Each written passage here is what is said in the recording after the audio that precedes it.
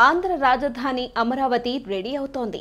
Quantum వ్యాలీకి ఇంతకు ముందే పచ్చ జెండా ఊపేసిన ప్రభుత్వం 2026 జనవరి నాటికే కార్యకలాపాలు ప్రారంభించాలన్న లక్ష్యంతో ముందుకు వెళుతోంది. 4 నెలల్లోనే పనులు పూర్తి చేస్తామని ప్రభుత్వం చెబుతోంది. అంత తక్కువ టైంలో బిల్డింగ్లు ఎలా పూర్తి చేస్తారన్న దానికి సమాధానం 3D ప్రింటింగ్. అవును, క్వాంటమ్ వ్యాలీ భవనాన్ని 3D ప్రింటింగ్ టెక్నాలజీతో నిర్మించబోతున్నట్లు ప్రభుత్వ వర్గాల సమాచారం.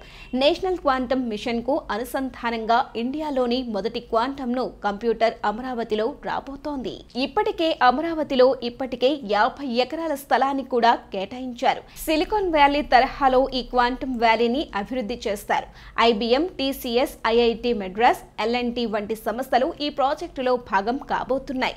అమరావతిలో జరుగుతున్న కలెక్టర్ల సదస్సులో క్వాంటమ్ వ్యాలీ డిజైన్లను విడుదల చేశారు చంద్రబాబు.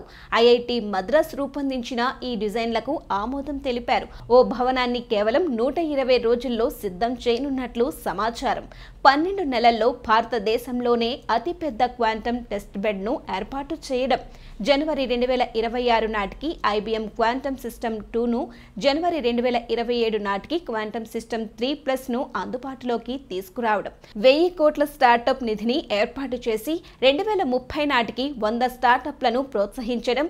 అమరావతి క్వాంటమ్ అకాడమీ ద్వారా ప్రతి సంవత్సరం 5000 మంది యువతకు శిక్షణ ఇవ్వనున్నారు. ఐటీ గురించి అందరికీ ఐడియా ఉంది, కానీ క్వాంటమ్ టెక్నాలజీపై చాలా మంది టెక్ విద్యార్థులకు కూడా అవగాహన లేదు. క్వాంటమ్ కంప్యూటింగ్ వ్యాలీ అనేది క్వాంటమ్ టెక్నాలజీ పరిశోధన, అభివృద్ధికి కేంద్రంగా ఏర్పడే హబ్. క్వాంటమ్ కంప్యూటర్లను క్విబిట్స్ అనే ప్రత్యేకమైన డేటా యూనిట్లను ఉపయోగించి సాధారణ కంప్యూటర్ల కంటే వేగంగా సంక్లిష్టమైన సమస్యలను పరిష్కరించగలుగుతాయి. ఇది drug discovery, climate modelling, cyber security, artificial intelligence వంటి అనేక రంగాల్లో విప్లవాత్మక మార్పులను తీసుకురావచ్చు. క్వాంటమ్ లిటరసీపై దృష్టి పెట్టాలనుకుంటున్నారు. విద్యారంగంలో క్వాంటమ్ టెక్నాలజీపై అవగాహన పెంచడం ఈ ప్రాజెక్టులో అత్యంత కీలకం.